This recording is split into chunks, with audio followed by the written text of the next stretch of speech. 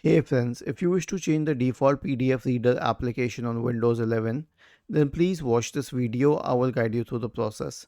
Click on File, select Save As, click on Browse, and then you can choose the location for the document and then change it to PDF, and then click on Save for that location. We'll save it on the desktop.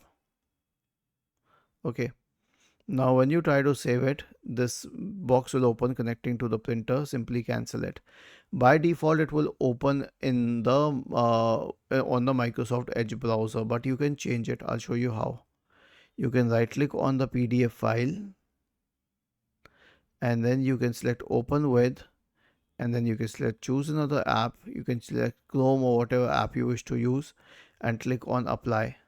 It will open on the other app, and honestly, Chrome also has a reasonable interface for PDF viewing. Was this helpful? If yes, then please subscribe to the channel.